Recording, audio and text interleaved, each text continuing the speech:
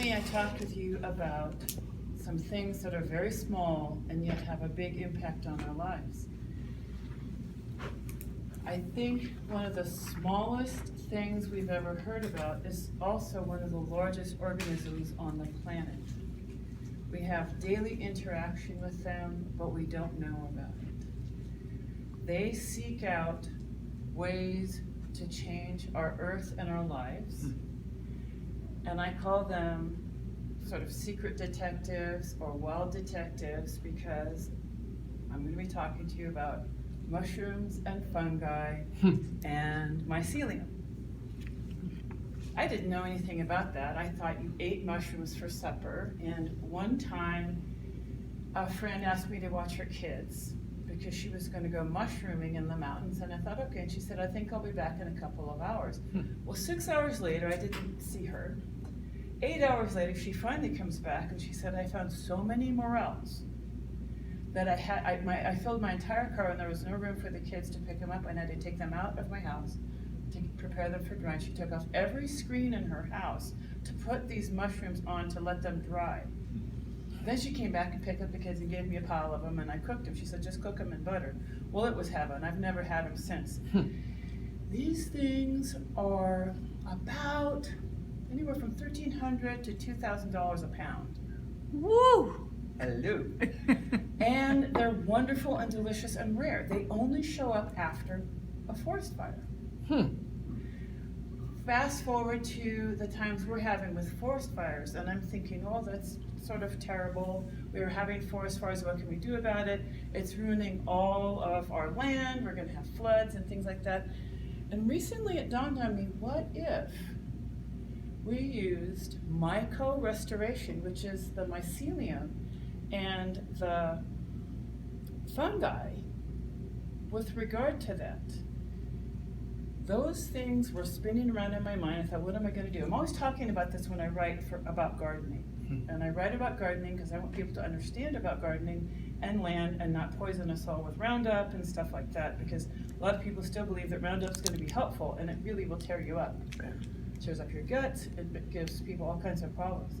So all these things are spinning around in my head, and of course you know that I've been talking about the trees and the forests and how to protect them. All these things are coming together. I learned about the mycelium. I learned that when you take a step in the forest, mycelium are very interested in your steps. Anything you leave behind, they can eat. One footprint, if you look at your shoe, everybody look at your shoe. One footprint will have about 300,000 miles, maybe it's 300 miles. 300,000 is too big. 300 miles of mycelium strings going through. They can restore the forest. When I was recently at a meeting, I was talking to one of the heads of the forestry for El Paso County, and he said that they were given 1,000 acres of an area to create a park. It was called the Pinery, and it burned down in our last forest fire. They're not allowed by the agreement to bring any heavy machinery in, which means they couldn't chip up any of the wood. It's just sitting there. They're worried that it's going to get pine beetle infestation and other kinds of infestations. And he didn't know what he was going to do. And I said, well, can't you get people to come in on horseback? And he said, it's 1,000 acres. Do you know how big 1 acre is? That would be like 1,000 horses. And I thought, wow, that's really big. Then I realized all these ideas going in my head. What if we used mycelium, which grows very quickly, and fungi, which grows very quickly, and inoculated the wood? I watched it in my backyard because I had some wood rotting back there and it was turning to soil. I thought, how curious. You can kind of grow plants in some of the rotting logs. This is when I thought, I'm going to start looking for it. And lo and behold, a fellow in the almost El Paso County is the Coalition for the Upper South Platte River.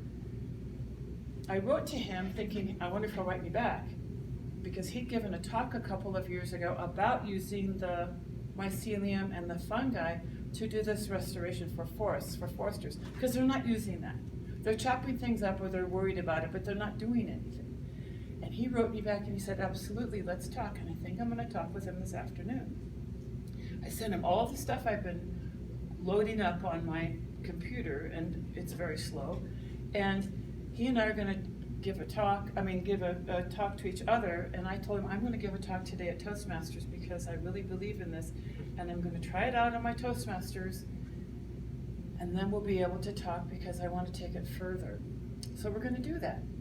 And I appreciate you listening, because this means as we can talk about it, if we can discuss it, if you're worried about it, some people might be worried about what are you going to do with this fungi, what are you going to do with mushrooms? I'm looking at it that we might have a flood if we don't have the mycelium holding together like a sponge or earth. Thank you, and I look forward to your questions. Now, if anybody has a question or make a question up. Yes, Mimi. Are these hallucinogenic mushrooms? That is a question that I often get, and no. Okay. Actually, mushrooms and mycelium were here first, then came plants, then came animals and people. So every basis of life forms, including all the blood running through your body, has something like that running through it. There are different kinds, many, many different kinds. People might use one, and actually it's a toxicity that causes the hallucinations. It's a form of medicating your body or causing harm to your body, which then causes issues in the brain. These are with relation to the soil and helping to create soil faster and in a more genuine way before any other pestilence can come along. And the problem with that is, even though it's natural, is that the pestilence will spread. We don't want it to spread. We want immediate restoration so that we can regrow that area. More questions, please. Even if you don't know what you're talking about. There's a word you're using beside the mushrooms. It's called Mycelium is the name yes. of the threads, and I talked threads. about that before. It's enough. How Actually, threads together. it threads out from itself. Okay. It's magical. I'm still learning about it.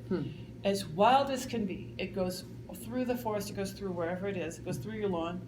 It generates tremendous electricity. In fact, you can get a potted plant, and through that mycelium that's in that soil with that plant, you can power your cell phone. Really? If you get one the size of a garden plot, you can power your whole house off your garden. Wow. It's amazing stuff. And it's found after forest fires?